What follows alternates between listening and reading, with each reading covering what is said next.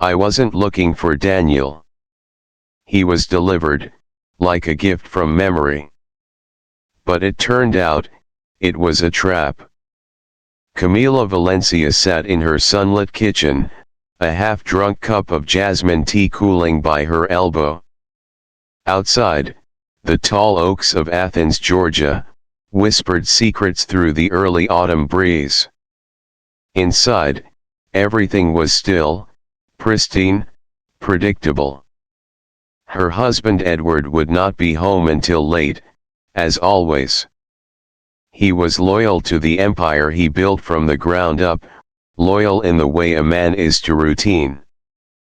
But to Camila, that loyalty had become a cage. She opened her laptop without much thought. Her mornings often unfolded like this: a glance at headlines, a few obligatory replies to the charity board, a scroll through meaningless updates. But that day, something foreign blinked in the inbox. A name not spoken, not even thought of, in more than a decade. Daniel Roth. For a moment, she couldn't breathe. She stared at the subject line like it was a ghost. No pretense. Just, Camila. Her finger hovered over the mouse. She knew better. This was the kind of thing you left buried. But curiosity had a scent, and it was already in her blood. Hey, the email began, I don't even know if this is still your address. I stumbled across an old photo and felt the need to write. I hope life's been good to you. There was more, talk of memories, of laughter on the old quad, of a coffee shop they used to frequent that had long since closed. The way he wrote hadn't changed. It was as if no time had passed, and the man who disappeared after graduation had simply hit pause. Camila didn't reply. Not at first. But she didn't delete it either. For days, the message stayed there like a lit candle in a quiet room. It was Sophia, her younger sister, who gave her the push. Sophia had shown up again 2 weeks earlier, heartbroken over another failed relationship, trailing drama like a torn hemline. She had always been the wild one, the pretty one who never settled. Camila, in contrast, had always carried the weight of being the strong one. They sat on the back porch one night with glasses of white wine between them. The silence was easy, familiar. You haven't smiled in years, Sophia said suddenly, not looking up from her glass. Camila raised an eyebrow. That's dramatic. It's true. You smile, but it never reaches your eyes. Camila turned her gaze to the yard. The garden lights blinked on. That's just marriage. Sophia scoffed. No, that's prison. And you're the warden and the inmate. What happened to you, Camila? You used to be dangerous. The word made her laugh. It sounded absurd. She had built a perfect life, a stunning house, a quiet husband, a spotless reputation. And yet, that night, when Sophia was asleep upstairs, Camila reopened the email. Her fingers moved without her consent. I remember that photo, she typed. We were laughing so hard I spilled coffee on your shirt. You didn't even care. She hesitated, then hit send. That was the nod. The first betrayal wasn't in the meeting, or the first touch. It was in the decision to speak. The next day, Daniel replied. And then again. And again. They didn't talk about the present much. Their conversations floated in the safety of the past.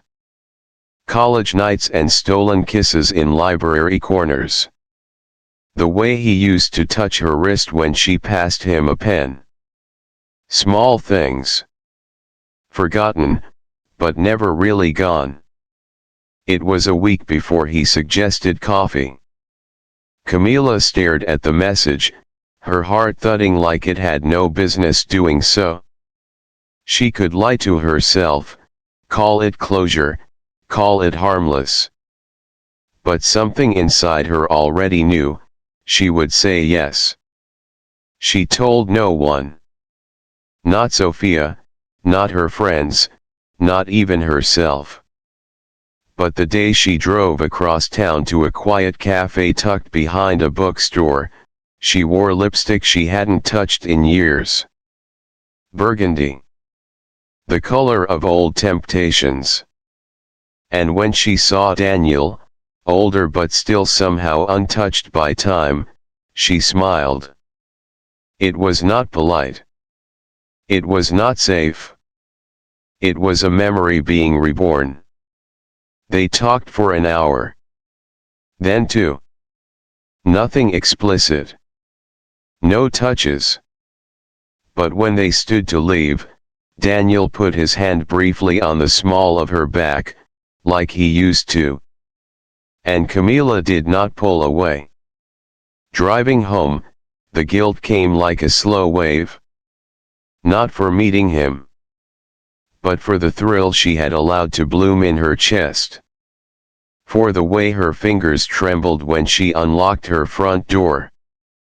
Edward was still at work. He wouldn't be home for hours.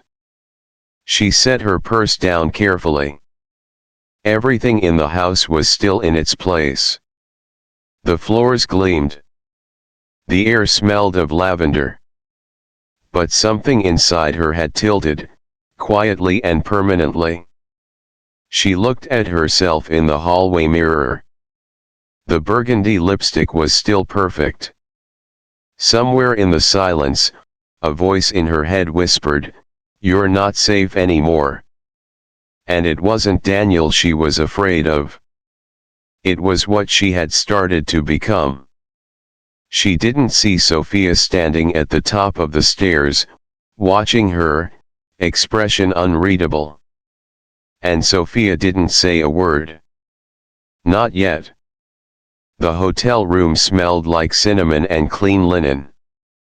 Camila stirred beneath the sheets, the echo of Daniel's breath still lingering in the air, like a melody barely finished. For a moment, there was a softness in her bones, a strange kind of peace that hovered just between guilt and longing.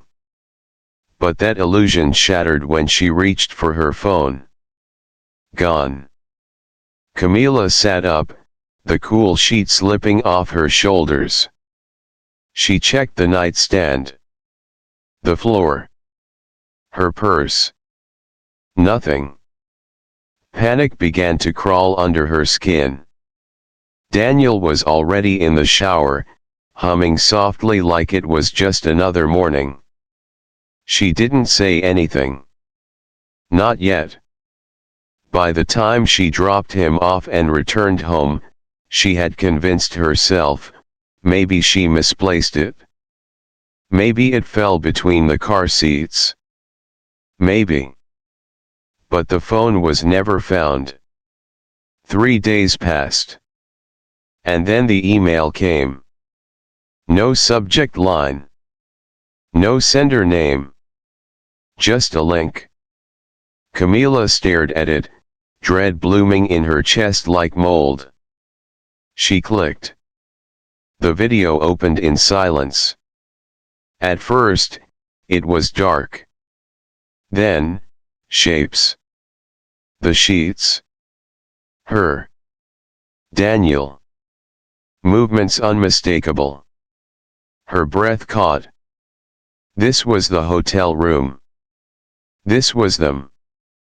Someone had filmed everything. The image shook slightly. Whoever held the camera moved carefully, like they were circling prey. Then, faintly, from behind the screen, a giggle. Small. Feminine. Familiar. Camila froze. Rewound. Listened again. That laugh. Sophia. The nausea came fast. Camila slammed her laptop shut and stumbled to the bathroom. She threw up, hands trembling, vision tunneling. It wasn't just betrayal. It was orchestration. That night, she waited until Sophia came home. Her sister walked in, humming, grocery bags in hand, as if nothing had happened. Camila stepped out of the shadows. Where is it? Sophia blinked. What? My phone. The camera. The footage. The link. For a second, there was real shock on Sophia's face. But then it melted into something else. Something cold. A knowing smirk. So you watched it? Camila moved fast. She slammed Sophia against the wall, the bags falling to the floor. Oranges rolled across the tile. You filmed it? Why? What the hell did I ever do to you? Sophia didn't fight. She looked her sister dead in the eye and said, because you've had everything. Always. The house. The money. The husband. The spotlight. And you still wanted more. Camila stepped back, breath ragged. You set me up. You brought Daniel back. You planned this. I hired him, Sophia said simply. He was broke. Easy to convince. I told him it was just a game. Record it. Make it look real. Camila whispered, but it was real. Sophia smiled. Was it? The door slammed. Camila left without taking her coat. But the damage had already started. 2 days later, Edward served her divorce papers. Delivered to her by a courier with eyes that wouldn't meet hers. No note. No confrontation. Just cold ink on paper. Their joint accounts? Frozen. The house? His lawyers filed an injunction to evict her, citing moral grounds. Camila tried to call him. No answer. She emailed. No reply. The silence was louder than rage. And then came the second blow. A legal notice from Sophia's attorney. A petition to challenge Camila's authority as executor of their family estate. The claim? Gross moral misconduct and evidence of behavior unbecoming of a trustee. She shouldn't control family money, Sophia had written in her statement. She lacks judgment. News travels fast in Athens. Camila became the woman from the video. Whispers followed her into every room. People turned away at grocery stores. Charity boards revoked her membership. Her once pristine reputation turned to ash. And Sophia? She flourished in the wreckage. Camila confronted her one last time, this time in public. Outside the lawyer's office, rain soaking both of them. You ruined me. Sophia pulled up her umbrella with theatrical calm. No, you ruined yourself. I just helped speed up the process. Why? You're my sister. Sophia's voice was steel. You were never a sister to me. Just a polished statue I was supposed to bow to. This is balance. Camila stared at her, silent. Then turned and walked into the downpour, soaked, broken, and utterly alone. That night, she sat in her darkened bedroom, or what was still hers until the court said otherwise, and stared into the void of her reflection. Her face was thinner, her eyes lined with fear. She whispered into the silence, "How could she do this to me?" No answer came. Only the echo of her own voice and the slow unraveling of the life she thought she controlled. Her phone rang. Unknown number. She let it ring. The only voice she wanted to hear had already betrayed her. Twice. The house no longer felt like a home. It was a waiting room for exile, stripped of comfort, heavy with dust and silence. Camila spent her nights combing through old devices, receipts, memories she never wanted to revisit. Somewhere in the digital ruins of her life, there had to be something that could fight back. And then she found it. A voice memo, tucked in an old backup on her tablet. It was from 2 months ago, the night after Sophia's third failed job interview. They had split a bottle of wine. Sophia had ranted, laughed too loudly, slurred her words. Camila had hit record to capture a funny quote for later. Instead, she caught this. She deserved it, Sophia had said, her voice low and thick with drink. Camila always acted like she was better. Always made me feel small. Well, not anymore. Let her rot.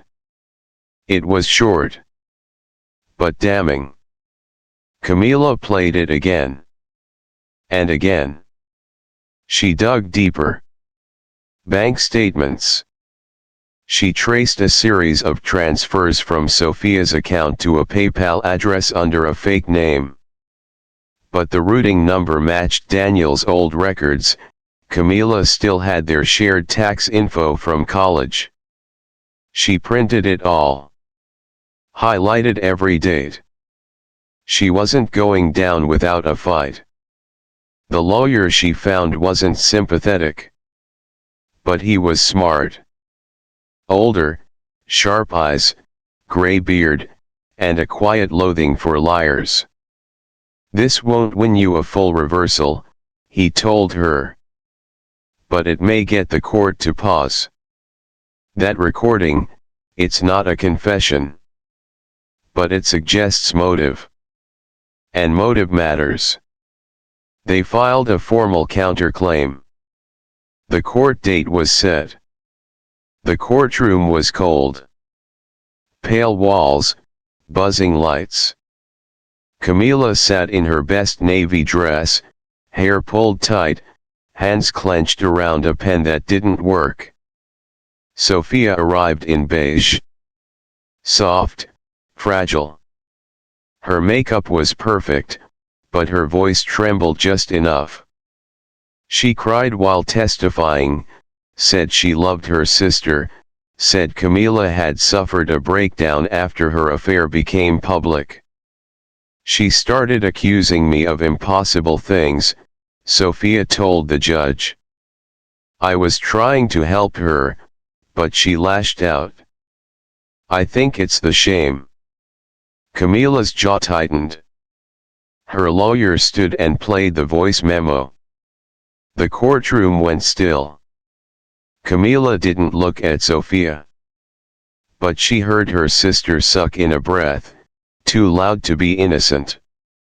It proves she held malice, the lawyer said. And when paired with financial links to Daniel Roth, a man no longer reachable by law enforcement, it suggests coordination. Sophia's attorney objected. The court allowed the evidence, but only as context. In the end, the judge spoke carefully. There wasn't enough to criminally convict Sophia. but there was enough doubt. Enough misbehavior. Enough weight. The estate would be split. Camila would retain part of her inheritance. A reduced share, but more than Sophia wanted her to have. The judge cited moral ambiguity, emotional manipulation, and the unusual disappearance of Daniel Roth. Camila walked out of the courtroom into pale morning light. She wasn't victorious. She wasn't vindicated. But she had not been erased. Sophia didn't speak to her. The younger woman got into her car, slammed the door too hard, and drove off like she could outrun what had been exposed. By the following month, her social accounts vanished. Word spread. Jobs stopped calling. The charity boards and weekend brunch circles disappeared. Sophia became a name people whispered with embarrassment. Daniel was never found. His number disconnected. No address on record. Camila imagined he had skipped town the moment the check cleared. Camila sold what she could. Packed light. Left Athens without telling anyone. She rented a small apartment in Asheville, North Carolina. Quiet streets. A bookstore downstairs. The sound of rain on the roof every night. She walked a lot, cooked simple meals. Spoke only when spoken to. Her phone stayed silent for days at a time. And she liked it that way. One afternoon, her new neighbor knocked with a slice of peach pie. They talked for 10 minutes. He didn't ask about her past. And she didn't offer it. That night, she opened the window and let the cold wind fill the room. She had not won. Not in the way people think of winning. But she was not destroyed. And sometimes, survival was enough. The truth doesn't always save you. But it can stop you from disappearing. And that, Camila finally understood, was its own kind of justice.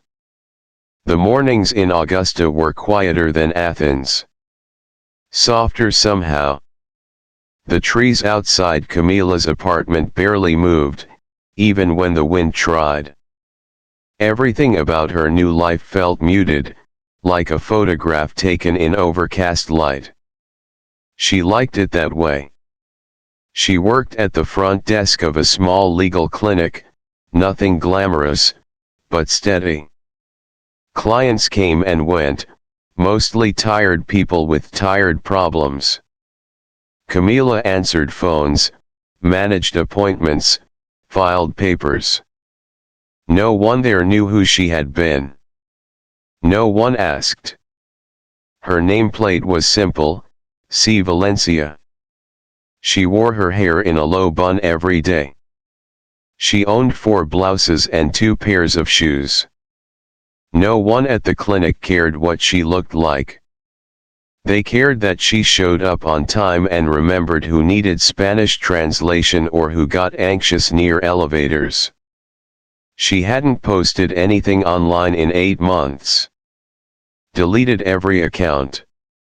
The digital Camila had disappeared just as surely as the socialite in Athens. It was better this way. No more curated smiles. No more pretending. The only place she left her voice was on a blog. Anonymous. Simple. Black text on a white screen. She called it the room next door. She wrote at night. After the dishes were done. After the lights dimmed. Posts about betrayal, yes. But not the romantic kind. That, she had decided, was almost easy to survive. It was the other kind, the kind that came from shared childhoods and whispered secrets under the blanket fort. Camila wrote about what it meant to be hurt by someone you once taught how to tie their shoes. Someone whose tears you wiped, whose nightmares you calmed.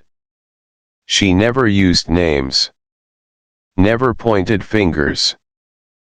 But the readers knew. Hundreds of them. Some messaged. Some left long comments, sharing their own stories. My sister sold my jewelry after I let her stay rent-free. My cousin used my trauma to get followers. I was gaslit for years by my mother and thought it was love. Camila read each one. Not to compare. Just to remind herself that survival wasn't rare. It was silent, shared, and often unspoken. Some days were still hard. Grocery stores triggered her, the sound of heels on tile, or someone laughing in a way that sounded just a little too familiar. Some mornings she woke up with a weight on her chest, a phantom memory that hadn't finished replaying in her dreams. But no one shouted her name anymore. No one whispered behind menus. No one sent her links to headlines she didn't want to see. Here in Augusta, she was no one. And she was free. She had a plant by her window she hadn't yet killed. She knew the names of the stray cats in the alley. The woman at the coffee shop knew her order. There was peace in the routine. And there was power in the silence. Sometimes, she imagined what Sophia might be doing. Whether she still lived in Athens. Whether she told her version of the story to anyone who would listen. Whether she had spun herself into a new narrative. It didn't matter. Not anymore. Camila never once replied to the last message Sophia sent months ago. It had said, "I didn't mean for it to go that far." Camila had stared at it. And then deleted it. Because the truth was, she didn't need to understand why anymore. One night, she sat down to write another post. A quiet one. Nothing dramatic. She titled it, "On Love and Rooms." And at the end, she typed, "I was not betrayed by a man. Not truly. I was betrayed by someone I used to sing to sleep, back when their world was small and mine was full of promises. There is no pain like the kind that shares your blood. No grief like the kind that wears your face in photographs. But I'm still here. I eat. I breathe. I laugh. Not as often. But I do. I am not healed. But I am not gone." She posted it, closed her laptop, and made tea. That night, she dreamed of nothing. And for the first time in a long while, that was enough. Up next in the series. 6. Reggie from Valdosta, his girlfriend disappeared, and so did his marriage. He thought the worst was the affair. He was wrong. Reggie had everything under control until the woman he was cheating with vanished without a trace. The whispers began. His wife left. His life unraveled. For 6 years, the truth stayed buried. And then she came back, with a secret no one was ready to face.